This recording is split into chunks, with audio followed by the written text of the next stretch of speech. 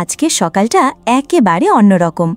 ছোট্ট গ্রামের মানুষরা বাজারে ব্যস্ত, কিন্তু হঠাৎ একটি অদ্ভুত দৃশ্য সবাইকে স্তম্ভিত করে। গ্রামের মাঝখানে দাঁড়িয়ে আছে কুটকুট, সেই মোটা হলুদ হাঁস, যার লাল জুতো এত বড় যে সে একেবারে হাস্যকর দেখাচ্ছে। কুটকুট নিজের পায়ে জুতো দেখে গর্বে বুক ফোলায়, মাথা উঁচু করে এগিয়ে যায়। গ্রামের লোকেরা থমকে দাঁড়ায়, কেউ হেসে কুকড়ে পারে, কেউ চোখ বড় করে তাকায়।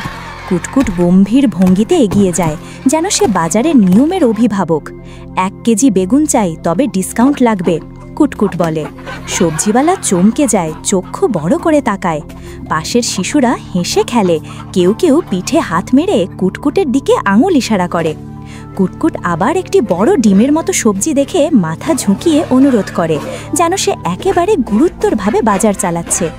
কিন্তু ঠিক তখনই এক দুষ্টু বানর ছাদ থেকে ঝাঁপ দিয়ে নেমে আসে, কুটকুটের লাল জুতো চুরি করে। কুটকুট চোখ বড় করে চিরিয়ে দেখে, পাখা ছাপ ছাপ করে লাফায়। সে দৌড়ে বানরের দিকে, কিন্তু কলার খোসায় পা পিছলে পড়ে। সবজি গাছের গুচ্ছ উল্টে যায়, টমেটো রোল করে বাজারের রাস্তা ঢেকে দেয়। বানর হেসে জুতো উঁচু করে ধরে রাখে। গ্রামবাসীরা হেসে হেসে কুঁকড়ে পড়ে, কেউ কেউ জল ছুঁড়ে দিচ্ছে, কেউ হাতে মুখ ঢেকে ধরে হেসে কাতরাচ্ছে। কুটকুট আবার দাঁড়ায়, লাল জুতো ছিনিয়ে ফিরে আসে, কিন্তু হাঁসের গম্ভীর ভঙ্গি একেবারে কমেনি। সে লাল জুতো ঠিক করে পরে দাঁড়ায়, চোখে কঠিন ভাব। কালকে আমি হেলমেট পরে আসব, কুটকুট ঘোষণা করে। গ্রামবাসীরা চমকে তাকায়, তারপর আবার হেসে কুঁকড়ে পড়ে।